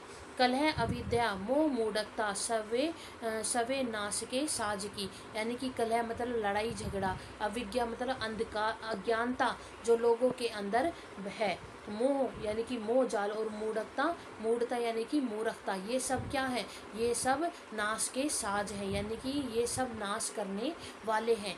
और ये क्या कर रहे हैं, संसार का विनाश कर रहे हैं, संसार को पतन की ओर लेकर के जा रहे हैं। हमारा सृष्टि संहारक कारक भगवान तमोगुण जी के जन्म है, चोर उलूक और लपटों के हम एकमात्र जीवन है, पर्वतों की गुहा सोक्तियों के नेत्रा, मूर्खों के मस्तिष्क और खलों के चित्त में हमारा निवास है। वो क्या कह रहा है, इस सृष्टि का जो संहारक है, जो तमोगुण है, उस वो क्या है, उससे हमने जन्म लिया है। जो चोर है, डाकू हैं, जो लूटपाट करने वाले हैं, ये क्या है, इनका हम एकमात्र जीवन है। हम पर्वतों की गुहा हैं, सोक्तियों की नेत्रा है, और मूर्खों के मस्तिष्क, यानी कि पर्वतों की गुफाओं में, सोक्तियों के नेत्रों में, आँखों में, मूर्खों के मस्तिष्क में, यानी कि जो मूर्ख लोग हैं उनके दिमाग में, और खलों के चित्तों में, यानी कि जिनका मन जो दुश्मनी से भरा हुआ है, उनके मन में हम क्या करते हैं, निवास करते हैं। हृदय के और प्रत्यक्ष चारों नेत्रा हमारे प्रताप से बेकाम हो जाते हैं। ये हमारे दो स्वरूप है, एक आध्यात्मिक और एक आदि भौतिक। वो कह रहा है कि हमारे दो ही रूप हैं, कौन कौन से, एक तो आध्यात्मिक है और एक आदि भौतिक है। जो ज्ञान में जो लोक में अज्ञान और अंधेरे के नाम से प्रसिद्ध है, किसमें, इस संसार में अज्ञान के नाम से और अंधकार के नाम से प्रसिद्ध है। सुनते हैं कि भारतवर्ष में भेजने को मुझे मेरे परम पूज्य मित्र दुर्देव महाराज ने बुलाया है। चले देखे क्या कहते हैं, आगे बढ़कर महाराज की जय हो। ये क्या अनुमति है, कि मतलब मेरे लिए क्या आज्ञा है, अब आप मुझे बताएं। भारत दुर्देव आओ मित्र, तुम्हारे बिना तो सब सूना है, कि आओ मित्र तुम आ गए, अगर तुम नहीं आते तो मेरा काम नहीं चलता, तुम्हारे बिना तो सब सूना ही सूना है। यद्यपि मैंने अपने बहुत से लोग कहाँ भेजे हैं, भारत पर विजय करने के लिए भेजे हैं, विजय प्राप्त करने के लिए भेजे हैं, पर तुम्हारे बिना सब निर्बल है, यानी कि तुम्हारे बिना सब कैसे हैं, बलहीन है, उनमें कोई बल नहीं है। अगर तुम जाकर उनकी सहायता करोगे तो उनका बल क्या होगा, बढ़ जाएगा। मुझको तुम्हारे पर क्या है, पूरा विश्वास है। अब तुमको भी वहाँ जाना पड़ेगा। अंधकार क्या कहता है, आपके काम के वास्ते भारत क्या वस्तु है, कहिए मैं विलायत चले जाऊं। भारत दुर्देव नहीं, विलायत जाने का अभी समय नहीं, अभी यहाँ त्रोता द्वापर है, अभी वहाँ त्रोता द्वापर है। अब क्या कह रहे हैं कि नहीं, तुम्हें विदेश में जाने की आवश्यकता नहीं है, क्योंकि वहाँ पर कौन सा त्रेता युग द्वापर युग चल रहा है, और भारत में कौन सा युग चल रहा है, कलयुग का समय चल रहा है। तो तुम्हें अब भारत जाना है, अभी विलायत नहीं जाना है। अंधकार नहीं, मैंने एक बात कही, भला जब तक वहाँ दुष्टा विद्या का प्राबल है, मैं वहाँ जा ही के क्या करूँगा, मैं कुछ भी कार्य नहीं कर सकता हूँ। गैस और मैग्नीशिया में मेरी प्रतिष्ठा भंग न हो जाएगी, कि मतलब कह रहा है कि वहाँ पर विद्या है, और अंधकार अगर मैं जाऊँगा तो गैस के माध्यम से मैग्नीशियम, क्योंकि वो चमकती है, उनकी चमक से मेरा क्या होगा, मेरी जो प्रतिष्ठा है वो नष्ट हो जाएगी। भारत दुर्देव हाँ, तो तुम हिंदुस्तान में जाओ, और जिससे हमारा हित हो वो करो, कि तुम ठीक है ऐसा करो कि तुम हिंदुस्तान में चले जाओ, जो तुम कर सकते हो मेरे लिए वो तुम करो। बस बहुत बुझाई तुम ही का कहूँ, परम चतुर में जानत अहू, कि ठीक है तुम वहाँ चले जाओ और जिस प्रकार से तुम्हें कार्य करना है तुम वहाँ पर अपनी चतुराई के बल पर, अपने दिमाग के बल पर करो। अंधकार बहुत अच्छा, मैं चला, ऐसा कहकर अंधकार चला जाता है। बस जाते ही देखते क्या करता हूँ, कि ठीक है मैं वहाँ चला जाता हूँ, देखता हूँ कि मैं वहाँ पर क्या कर सकता हूँ। नेपथ्य में बैतियालिक गान और गीत की समाप्ति में कर्म से पूर्ण अंधकार और पटाक्षेप। निहचे भारत को अब नाश, निश्चित है कि अब भारत का क्या होगा। अब नेपथ्य में जो गान हो रहा है और गीत की समाप्ति के बाद जो अंधकार है वो क्या कहता है कि अब निश्चय ही भारत का नाश हो जाएगा। कवि यहाँ भारत की तत्कालीन स्थिति पर गहरी पीड़ा प्रकट करते हुए कह रहे हैं कि जब स्वयं परमात्मा यानी कि महाराज भारत से विमुख हो गए और लोगों ने अपनी बुद्धि यानी कि मत को विकृत कर लिया, तब विनाश निश्चित है। अब यहाँ पर जो हमारे भारतेंदु हरिश्चंद्र जी हैं वो क्या कह रहे हैं कि जब भगवान ने भारत का साथ छोड़ दिया है, यहाँ के लोगों ने क्या कर लिया, यहाँ के लोगों ने अपनी बुद्धि से काम लेना बंद कर दिया है, तो अब क्या होगा, अब भारत का विनाश निश्चित है। जब महाराज विमुख उनसो तुम निज मति करी प्रकाश, जब परमेश्वर उनसे विमुख हो गए हैं यानी कि जो भगवान है वो उनसे रुष्ट हो गए हैं और इन्होंने अपनी बुद्धि से कार्य करना भी क्या कर दिया है, बुद्धि से कार्य करना बंद कर दिया है, तो अब इनका क्या होगा, विनाश निश्चित है।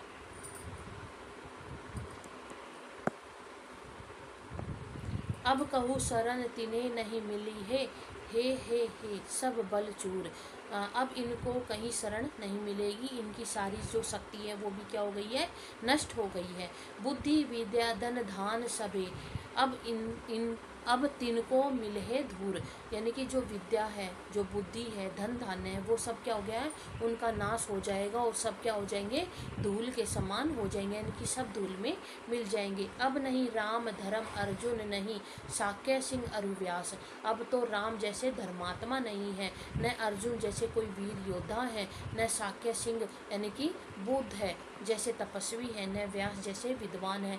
अब तो यहाँ पर नाश होना बहुत ही क्या हो गया है, पक्का हो गया है, यानी कि भारत का नाश अवश्य हो जाएगा। करी है कौन पराक्रम इनमें को देहे अब आस, अब तब इनमें से किसकी पराक्रम पर आशा की जा सकती है। शिवाजी रणजीत सिंह हूँ अब नहीं बाकी जोन, न तो शिवाजी बचे हैं न रणजीत जैसे वीर योद्धा बचे हैं। करी है वधु नाम भारत को अब तो निर्गमोन, अब तो भारत का जो राजा है वो भी क्या हो गया है, मूक हो गया है, अब तो वो भी बोलना बंद कर रहे हैं, वे भारत के नाम को भी नष्ट कर देना चाहते हैं। अब तो जो भारत का राजा है, अब का क्या कहा जा रहा है कि अब कह रहे हैं कि जो भारत है, जो राजा है वो भी क्या हो गया, मूक हो गया है, अब वो भारत के नाम को भी क्या कर देंगे, नष्ट कर देंगे। वहीं उदयपुर जयपुर रीवा पन्ना आदिक राज पर बस गए न सोच सकही कुछ करी निज बल बेकाज। अब वो क्या कह रहे हैं, पहले स्वतंत्र और प्रतापी राज्य कौन कौन से थे, उदयपुर थे, जयपुर थे, रीवा पन्ना थे, अब क्या हो गए, अब वो पराधीन हो गए हैं और अपनी शक्ति का प्रयोग करने में क्या है, असमर्थ हो गए हैं। अंग्रेज जहू को राज पाई के रहे कूढ़ के कूढ़, स्वार्थ पर विभुन मति भले हिंदू सब है मूढ़। अब क्या कह रहे हैं, अंग्रेजों ने क्या कर लिया, अंग्रेजों ने भारत पर शासन कर लिया है और हिंदू क्या हो गए हैं, आपसी स्वार्थ हो गए हैं, अपने अपने मतों में उलझे हुए बनकर मूर्ख हो गए। कहने का तात्पर्य है कि जो भारत के जो राज्य हैं वो क्या कर रहे हैं, अपने स्वार्थ के लिए ही आपस में मर रहे हैं, जिसके कारण अंग्रेजों ने क्या कर लिया है, भारत पर अपना शासन कर लिया है। जग के देश बढ़त बड़ी बड़ी के सब बाजी जेही काल, तात ताहू समय रात इनकी है ऐसे हैं बेहाल। दुनिया के जो लोग हैं वो दुनिया के जो देश है वो क्या कर रहे हैं, दुनिया के देश बढ़त है यानी कि उन्नति कर रहे हैं, परंतु भारत घोर पतन की रात में फंसकर क्या हो गया है, बेहाल हो गया है। छोटे चित अति भीरु बुद्धि मन चंचल विगत उछाह उदर भरन रत इस विमुख सब भय प्रजा न रहा। अब क्या कह रहे हैं, भारत की जो जनता है वो छोटे छोटे जो शासक हैं वो कैसे हो गए हैं, डरपोक हो गए हैं, चंचल मन वाले और उत्साहहीन हो गए हैं। उनका एकमात्र लक्ष्य क्या रह गया है, उनका एकमात्र लक्ष्य सिर्फ पेट भरना रह गया है। ईश्वर और धर्म से वे क्या हो गए हैं, विमुख हो गए हैं। इनसो कुछ आस नहीं, ये सब तो बस विधि बुद्धि बलहीन, बिना एकता बुद्धि काल के भय सब ही विधि दीन। अब क्या कह रहा है, इनसे कोई आशा नहीं है, ये सब प्रकार की बुद्धि से, सब प्रकार के बल से हीन हो गए। इनके पास न तो कोई बुद्धि है और ना ही किसी प्रकार का बल है, ये सब हीन हो गए हैं। इनके पास न तो एकता है, ना ही कोई ज्ञान है और ना ही किसी प्रकार की कला अवशेष बची है। बोझ लादी के पैर छानी के निज सुख करहु प्रहार, ये रासभ से कुछ नहीं कही है मानो क्षमा अघार अगार। अब क्या कह रहे हैं, इन पर चाहे जितना भी अत्याचार कर लो, ये गधों की भांति सब कुछ सहन करते चले जाएंगे, लेकिन कुछ भी नहीं बोलेंगे। हित अनित पशु पक्षी जाना, पे ये जान ही नाही, भूले रहत आपू ने रंग में फंसे मूढ़ता मानी। पशु पक्षी तक अपने हित को अहित को, यानी कि हमारा कहाँ पर लाभ है, कहाँ पर हमारी हानि है, सब कुछ जानते हैं, परंतु ये जो लोग हैं वो कैसे हैं, ना तो अपने हित को जानते हैं, ना ही अपनी हानि को समझ पा रहे हैं। ये लोग क्या हो गए हैं, बिल्कुल ही मूर्ख हो गए हैं, मूर्खता में फंस करके रह गए हैं। जे न सुनही हित भलो करही नहीं, 300 आशा कौन, डका दे निज सैन साजी, अब करहु उते सब गौन। अब क्या कह रहे हैं, अपनी सेना और साधन सजाकर इन्हें शत्रु यानी कि शत्रुओं को यानी कि परास्त करने का प्रयास करना चाहिए। अब वो क्या कह रहा है, अपनी सेना को इकट्ठा करके, अपने साधनों को इकट्ठा करके अब जो शत्रु है उनको क्या करना चाहिए, पराजित करना चाहिए। जो है अपना हित नहीं सुनना चाहते हैं, उन लोगों से आशा करना क्या है, बिल्कुल बेकार है। अब तो और फिर अवंगिरा गिरती है। अब 5वां अंक कौन सा है, 5वां अंक है और इसमें स्थान है किताब खाना। 7 सभ्यों की एक छोटी सी कमेटी, सभापति चक्करदार, टोपी पहने, चश्मा लगाए, छड़ी लिए, 6 सभ्यों से एक बंगाली, एक महाराष्ट्र, एक अखबार हाथ में लिए एडिटर, एक कवि, 2 देसी महाशय। तो ये सब हमें जो है 5वें अंक के अंतर्गत दिखाई देते हैं। सभापति खड़े होकर, सभ्यगण, आज की कमेटी का जो मुख्य उद्देश्य यह है कि भारत दुर्देव की सुना है कि हम लोग चढ़ाई है, सुना है कि हम लोगों चढ़ाई है कि जो सभापति है वो क्या कह रहा है, इस कमेटी का उद्देश्य है कि हमने सुना है कि जो भारत दुर्देव है उसने हम लोगों पर क्या कर दी है, चढ़ाई कर दी है। इस हेतु आप लोगों को उचित है कि मिलकर ऐसा उपाय सोचिए जिससे हम लोग इस भावी आपत्ति से बचे। अब वो क्या कह रहा है कि हमने सुना है कि जो भारत दुर्देव है उसने हम पर क्या कर दी है, चढ़ाई कर दी है। अब हमें क्या करना चाहिए, हमें सब लोगों को आपस में मिल कर के ये जो विपत्ति हमारे सामने आई है इसका हमें उपाय सोचना चाहिए, इसको दूर करने की कोशिश करनी चाहिए। जहाँ तक हो सके अपने देश की रक्षा करना ही हम लोगों का क्या है, मुख्य धर्म है। आशा है कि आप सब लोग अपनी अपनी अनुमति प्रकट करेंगे। बैठ गए और तरकल ध्वनि, यानी कि यह कह करके जो सभापति है वो क्या है, बैठ जाते हैं। फिर बंगाली खड़े होकर क्या कहता है, सभापति साहब जो बोला सो बहुत ठीक, यानी कि सभापति ने जो भी बोला है वो बहुत ही अच्छा बोला है। इसका पेशा तर्की भारत दुर्दैव हम लोगों का सिर पर आ खड़े, कोई उसके परिहार का उपाय सोचना अत्यंत आवश्यक है। किंतु प्रश्न ई है जे हम लोग उसका दमन करने सकता कि हमारा बहुजोबल के बाहर का बात है, क्यों नहीं सकता, अलबत्त सकेगा, परंतु जो सब लोग एक मत होगा। अब क्या कह रहा है कि जो बंगाली है वो खड़ा होता है और कहता कि सभापति ने साहब ने जो कुछ कहा वो बिल्कुल ठीक है। हम जो पेशेतर जो भारत दुर्दैव है वो हमारे सिर पर आकर के खड़ा हो गया है, तो उसके प्रतिकार में हमें भी कुछ ना कुछ उपाय सोचना जरूर पड़ेगा। लेकिन एक उत्तर ऐसा है कि हम उसका दमन कैसे करेंगे, यानी कि उसका जवाब कैसे देंगे, क्योंकि वो हमारे सामर्थ्य से बाहर है। अलबत्ता सकेगा, यानी कि हम पूरी कोशिश करेंगे, कब, यदि हम सब एक साथ एकजुट होकर के कुछ करके देखेंगे। फिर है तर्कल ध्वनि। देखो हमारा बंगाल में इसका अनेक उपाय साधन होते हैं। ब्रिटिश इंडियन एसोसिएशन लीग इत्यादि अनेक सभा भी होते हैं, यानी कि इस वो कह रहा है कि हमारे बंगाल में इस प्रकार के अनेक साधन हैं जो ब्रिटिश एसोसिएशन लीग हमें इस प्रकार के अनेक जो है उपाय देती है। कोई थोड़ा भी बात होता हम लोग मिलके बड़ा गोल करते, यानी कि अगर किसी प्रकार की कोई बात होती है तो हम क्या करते हैं, एक कमेटी को बिठाते हैं। गवर्नमेंट तो केवल गोलमाल से भय खाता है, यानी कि जो सरकार है वो कमेटी से क्या करता है, भय खाता है, डरता है और कोई तरह नहीं सुनता और किसी प्रकार की नहीं सुनता है। ओ हुआ आ अखबार वाला सब एक बार ऐसा शोर करता कि गवर्नमेंट को अलबत्ता सुनने होता। वो क्या कह रहा है कि अगर हम वो नहीं भी सुनता है तो जो अखबार होते हैं, जो पत्रिका वाले होते हैं, पत्रिकाओं वाले होते हैं, वो इस प्रकार का शोर करते हैं, इतना शोरगुल करते हैं, इतनी बढ़ा चढ़ा कर बातें करते हैं कि सरकार को उनकी बात क्या होती है, सुननी ही पड़ती है। किंतु हया हम देखते हैं कोई कुछ नहीं बोलता कि, लेकिन अब तो यहाँ पर कोई भी कुछ नहीं बोल रहा है। आज सब आप सभ्य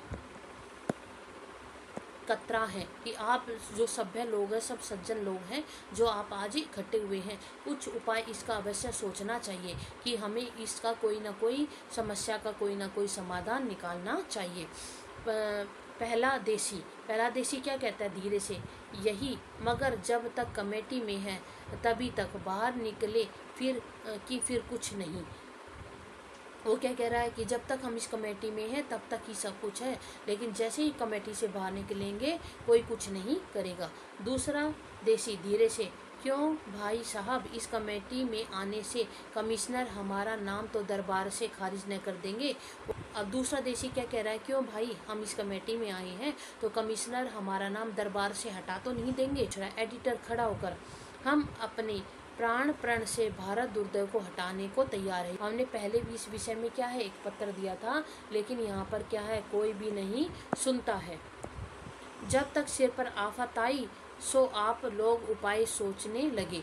जब सिर पहले हमने क्या किया था, मैंने पत्र लिखा था लेकिन तब तो किसी ने सुना नहीं, लेकिन अब जब सिर पर आफत आ गई है, जो दुश्मन है वो हमारे सिर पर पहुंच चुका है, तब आप सब लोग उपाय सोच रहे हैं। भला अब भी कुछ नहीं बिगड़ा है, अगर हम चाहें तो अब भी कुछ नहीं बिगड़ा है, हम कुछ ना कुछ जल्दी ज़रूर सोचना चाहिए। कवि खड़े होकर, मोहम्मद शाह ने भांडों ने दुश्मन को फौज से बचने का एक बहुत उपाय बताया था, यानी कि जो मोहम्मद शाह था उसने दुश्मनों की फौज से बचने के लिए क्या किया था, एक उपाय बताया था। उन्होंने बतलाया था कि नादिर शाह के मुकाबले में फौज न भेजी जाए, जमुना किनारे कनात खड़ी कर दी जाए, यानी कि नादिर शाह के सामने एक सेना नहीं भेजेंगे, यानी कि किसके, जमुना किनारे, यानी कि यमुना नदी के किनारे पर एक दूसरी जो है कनात खड़ी कर दी जाए। कुछ लोग चूड़ी पहने कनात के पीछे खड़े रहे, चूड़ी पहन करके कुछ लोग वहाँ पर खड़े हो जाएंगे। जब फौज इस पार उतरने लगे क्या करे, कनात से हाथ बाहर निकालेंगे तो हाथ में जो है उंगलियाँ चमचमा कर कहे, मुँह इधर न आइए, इधर जनान है, कि इस तरफ मत आओ, इस तरफ क्या है, इस तरफ तो जो है औरतें खड़ी हैं, बस सब दुश्मन हट जाएंगे। तो सब लोग क्या है, सब जितने भी दुश्मन हो वो क्या हट जाएंगे। यही उपाय भारत दुर्दैव से बचने को क्यों ना किया जाए, कि भारत दुर्दैव से बचने के लिए हमें भी ये उपाय करना चाहिए। बंगाली खड़े होकर, अलबत्त यह भी एक उपाय है, किंतु असभ्य गण आकर जो स्त्री लोग जो स्त्री लोगों का विचार न करके सहसा कनात को आक्रमण करेगा, तो वो कह रहा है कि इस तरीका का तुम जो उपाय बता रहे हो, अगर ये उपाय काम नहीं किया तो जो दुश्मन की सेना है उन्होंने औरतों पर हमला कर दिया तो तब क्या होगा। एडिटर खड़ा होकर, हमने एक दूसरा उपाय सोचा है। एजुकेशन की एक सेना बनाई जाए। एजुकेशन की एक यानी कि शिक्षा की एक क्या है, सेना बनाई जाए। उसमें अखबारों के क्या है, शस्त्र बनाए जाए, और स्पीचों की यानी कि जो भाषण है उनके क्या बनाए जाए, गोले बना करके उन पर मारे जाए। आप लोग क्या कहते हैं। दूसरा देशी, मगर जो हाकिम लोग इनसे नाराज हो तो, यानी कि जो हाकिम लोग हैं वो अगर नाराज हो गए तो। फिर बंगाली, हाकिम लोग काहे को नाराज होगा, यानी कि जो हाकिम लोग हैं वो क्यों नाराज होंगे। हम लोग सदा चाहता कि अंग्रेज़ों का राज्य उत्पन्न ना हो, कि हम लोग चाहते हैं कि जो अंग्रेज़ लोग हैं उनका राज्य उत्पन्न ना हो, अंग्रेज़ों का शासन ना हो। हम लोग केवल अपना बचाव चाहता, कि हम लोग तो सिर्फ अपना बचाव चाहते हैं। फिर जो महाराज है वो क्या कहता है, परंतु इसके पूर्व यह होना आवश्यक है, यानी कि जरूरी है कि गुप्त रीति से यह बात जानने की हाकिम लोग दुर्देव सेना की सैन्य से मिले तो नहीं है। अब महाराज क्या कह रहे हैं, लेकिन इस उपाय से पहले हमें यह देखना पड़ेगा कि गुप्त रीति से, यानी कि किसी को पता ना चले कि जो हाकिम लोग हैं वो भारत दुर्देव की सेना से मिले तो नहीं है। इस बात की पहले हमें सबसे पहले क्या करनी पड़ेगी, जांच करनी पड़ेगी, उसी के बाद ही हम उपाय कर पाएंगे। दूसरा देशी, इस पार पर बहस करना ठीक नहीं, नाहक नहीं लेने के देने न पड़े, अपना काम देखिए। उपवेशन और आप ही आप देखिए हो, नहीं तो हमें कल की झाड़बाजी होए। वो क्या कह रहा है कि अब बहस करने की कोई आवश्यकता नहीं है। महाराज तो सार्वजनिक सभा का स्थापन करें, कि एक जो सार्वजनिक सभा बैठाई जाए, कपड़ा बीनने वालों को बुलाया जाए, हिंदुस्तानी कपड़ा पहनेंगे और यह सब उपाय करेंगे। दूसरा देजी, धीरे से बनात छोड़कर गंजी पहिरेंगे हैं, यानी कि जो बनात छोड़कर, यानी कि जो हमारी वेशभूषा है अब छोड़कर हम क्या करेंगे, सामान्य कपड़ा पहनेंगे। एडिटर, परंतु अब समय थोड़ा है, जल्दी उपाय सोचना चाहिए। अब हमारे पास समय बहुत कम है, हमें कुछ ना कुछ उपाय जल्दी सोचना चाहिए। कवि, अच्छा तो एक उपाय यह सोचो कि सब हिंदू मात्रा अपना फैशन छोड़कर कोट पतलून इत्यादि पहिरे, जिससे सब दुर्देव की फौज आवे तो हम लोगों को यूरोपियन जानकर छोड़ दे। अब क्या कह रहा है कि जो हमारी वेशभूषा है उस वेशभूषा को छोड़ करके हम क्या पहन ले, कोट पतलून पहन ले, जिससे दुर्देव की जो फौज है वो हमें भारतीय सेना, भारतवासी ना समझ करके हमें यूरोपियन समझ ले, यानी कि विदेशी लोग समझ ले और हमें छोड़ दे। पहला विदेशी, पर रंग गोरा कहाँ से लावे, कि हम तो काले हैं और विदेशी लोग कैसे होते हैं, गोरा होते हैं। हम कपड़े तो बदल लेंगे, अपनी वेशभूषा तो चेंज कर लेंगे, लेकिन हम अपने को गोरा कैसे बनाएं। बंगाली, हमारे देश में भारत उद्धार नामक एक नाटक बना है। कैसा बना है, भारत उद्धार एक नाटक बना है, उसमें अंग्रेजों को निकाल देने का जो उपाय लिखा है, सोई हम लोग दुर्देव का वास्ते काहे न अवलंबन करें। कि भारत में क्या बना, एक भारत उद्धार का एक नाटक बना है, तो जिस प्रकार अंग्रेजों को निकालने के लिए उसमें एक उपाय लिखा हुआ है, क्यों ना हम दुर्देव के लिए उसी उपाय को अपनाएं। वो लिखता, 5 जन बंगाली मिलके अंग्रेजों को निकाल देगा। वो लिखता है कि 5 जन हैं, जो यानी कि 5 लोग मिलकर अंग्रेजों को निकाल देंगे। उनमें से एक तो पिसान लेकर स्वेज का नहर टाप देगा, दूसरा बांस काट काट के पवरी नामक जल यांत्रा विशेष बनाएगा, तीसरा जल यंत्रा से अंग्रेजों की आँख में धूल और पानी डाल देगा। महाराज, नहीं नहीं, यह व्यर्थ की बातें से क्या होना है, या नहीं नहीं, इन व्यर्थ की बातों से कुछ नहीं होने वाला। हमें कोई ऐसा उपाय करना है जिससे फल सिद्धि हो, यानी कि जिससे हमारा जो कार्य है वो सिद्ध हो जाए, दुर्देव की सेना हार जाए और वो यहाँ से चला जाए। पहला देशी, आप ही आप, हाय, यह तो कोई नहीं कहता कि सब लोग मिलकर एक चित हो विद्या की उन्नति करो। अब वो क्या कह रहा है कि पहला उन्नति ये नहीं कहता आप करो, आप करो, तो ये नहीं कहता सब लोग मिल करके क्या करो, विद्या की यानी कि ज्ञान को बढ़ाओ, कला सीखो, जिसके वास्ते कुछ उन्नति हो, जिसके कारण देश में क्या हो, कुछ उन्नति हो, कर्म से सब कुछ हो जाएगा, जिससे सब कुछ ठीक हो जाएगा। एडिटर, आप लोग नाहक इतना सोच करते हैं, हम ऐसे ऐसे आर्टिकल लिखेंगे कि उसके देखते ही दुर्देव भाग जाएगा।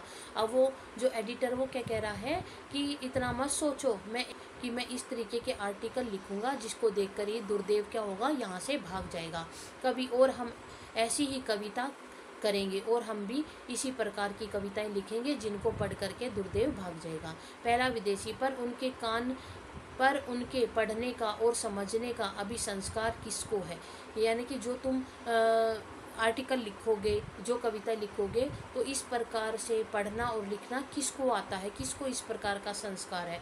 नेपथ्य में से, भागना मत, अभी मैं आती हूँ। सब डर के चौकन्ने से होकर इधर उधर देखते हैं। दूसरा विदेशी बहुत डर कर, बाप रे, जब हम कमेटी में चले थे तब पहले ही छींक हुई थी, अब क्या करें। टेबल के नीचे छिपने का उद्योग करता है कि अब वो क्या है, उस आवाज़ को सुनकर इस आवाज़ को सुनकर दूसरा जो देसी है, यानी कि दूसरा जो भारतीय, वो क्या हो जाता है, डर जाता और कहता है कि इस कमेटी में जब मैं चला था तो मुझे छींक आई थी, तो अब मैं क्या करूं। और वो ये कह करके क्या करता है, टेबल के नीचे छुपने का उपाय करता है। डिसलाइटरी का प्रवेश होता है। सभापति, आगे से लेकर बड़े शिष्टाचार तक आप क्यों यहाँ तशरीफ लाई। हम लोग सरकार के विरुद्ध किसी प्रकार की सम्मति करने को नहीं एकत्र हुए, हम लोग अपने देश की भलाई करने को एकत्र हुए। अब क्या होता है, डिसलाइटरी आती है और उसको देखकर सभापति क्या कहता है कि आप यहाँ क्यों आए। हम किसी सरकार के विरुद्ध जो बैठक नहीं बुला रहे हैं, बल्कि हम लोग तो अपने देश की भलाई के लिए यहाँ पर इकट्ठे हुए हैं। डिसलाइटरी, नहीं, तुम सब सरकार के विरुद्ध एकत्र हुए हो, हम तुमको पकड़ेंगे। कि नहीं, तुम तो सरकार के विरुद्ध ही कुछ षड्यंत्र कर रहे हो, हम तुमको पकड़ लेंगे। बंगाली आगे बढ़कर क्रोध से, काहे को पकड़ेगा, कानून कोई वस्तु नहीं है, सरकार के विरुद्ध कौन बात हम लोग बाला, कौन बोला, व्यर्थ का विभीषण। मतलब अब बंगाली जो है वो क्या करता है, वो आता है और कहता है क्यों पकड़ोगे, कानून नाम की कोई चीज़ है या नहीं है, हम कोई सरकार के विरुद्ध कोई बात नहीं कर रहे हैं। और इस तरीके से क्या होता है, वाद विवाद हो जाता है। डिसलाइटरी, हम क्या करें, गवर्नमेंट की पॉलिसी यही है। कवि वचन सुधा नामक पत्रिका में गवर्नमेंट के विरुद्ध कौन बात की थी, फिर क्यों उसे पकड़ने को हम भेजे गए, हम लाचार। वो अब डिसलाइटरी क्या कह रही है कि हम कुछ नहीं कर सकते, ये सरकार की पॉलिसी है। जो कवि वचन सुधा, ये कवि वचन सुधा क्या है, भारतेंदु हरिश्चंद्र के द्वारा लिखी हुई पत्रिका है। उसमें क्या है, उसमें कहा है कि सरकार के विरुद्ध किसी ने भी कोई बात नहीं की थी, फिर भी हमें भेजने को, पकड़ने को में भेजा गया था। तो हम कौन है, हम लाचार हैं। दूसरा विदेशी टेबल के नीचे से रोककर, हम नहीं तमाशा देखने आए थे। कि हम जो अब वो दूसरा विदेशी वो क्या कह रहा है, मैं इस कमेटी में शामिल नहीं हूँ, मैं तो यहाँ सिर्फ तमाशा देखने के लिए आया था। महाराज, हाय हाय, यहाँ के लोग बड़े भीरू और कापुरुष हैं, इनमें भय की कौन बात। अब वो क्या कह रहे हैं, कानूनी है, कौन बात कानूनी है। अब महाराज क्या कह रहा है, हाय हाय, यहाँ के लोग कितने बड़े भीरू हैं, कापुरुष हैं, कायर हैं, और इसमें भय की कौन सी बात है, ये तो सब कानून है। सभापति, तो पकड़ने का आपको किस कानून से अधिकार है, कि आपको पकड़ने का जो अधिकार मिला है वो किस कानून ने दिया है। डिसलाइटरी, इंग्लिश पॉलिसी नामक एक्ट के हाकिम छा नामक दफ़ा से, मतलब इससे हमें जो हाकिम छा नामक जो दफ़ा है उसके द्वारा हमें पकड़ने की अनुमति मिली है। महाशय, परंतु तुम, देशी रोककर, हाय हाय, बटवा तुम कहता है अब मरे। अब वो कह कर है कि रोक कर उसको, अब वो सभापति को रोककर कह रहा है कि तुम रुको, नहीं तो सब मारे जाएंगे।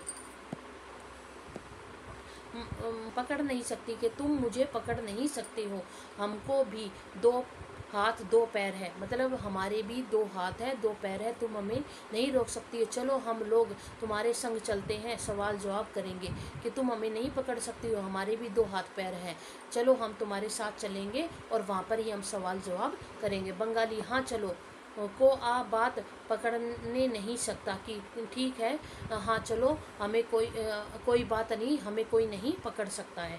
सभापति, स्वागत, चेयरमैन होने से पहले हम ही को उत्तर देना पड़ेगा, इसी से किसी बात में हम अगुआ नहीं होते। अब सभापति क्या कह रहा है कि चेयरमैन होने के कारण ही सबसे पहले क्या है, मुझे ही उत्तर देना पड़ेगा, इसलिए मैं किसी भी चीज़ में आगे नहीं होता हूँ। डिसलाइटरी, अच्छा चलो, सब चलने की चेष्टा करते हैं, जवनिका गिरती है, वो सब चलने की चेष्टा करते हैं, यानी कि सब चलने को तैयार हो जाते हैं।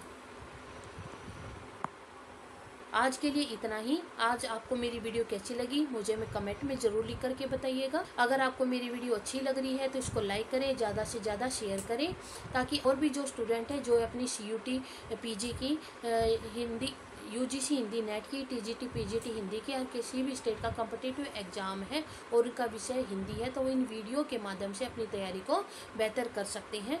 जो भी स्टूडेंट मेरे इस चैनल पे नया आया है या जिसने भी मेरे इस चैनल को सब्सक्राइब नहीं किया है, तो वो हमारे ज्ञान गंगा एजुकेशन चैनल को सब्सक्राइब कर ले, साथ ही साथ बेल आइकन को दबा करके ऑल के बटन को भी प्रेस कर ले, ताकि मैं जो भी नई वीडियो डालूँ उसका नोटिफिकेशन आप सभी तक सबसे पहले पहुँचे। अगर आपको इस वीडियो में किसी भी प्रकार का डाउट है तो वो भी मुझे कमेंट में ज़रूर लिख करके बताइएगा, ताकि मैं इस नाटक की जो अगली वीडियो लेकर के आऊँगी उसमें आपके डाउट को क्लियर कर सकूँ। तब तक के लिए धन्यवाद। Take care, bye bye.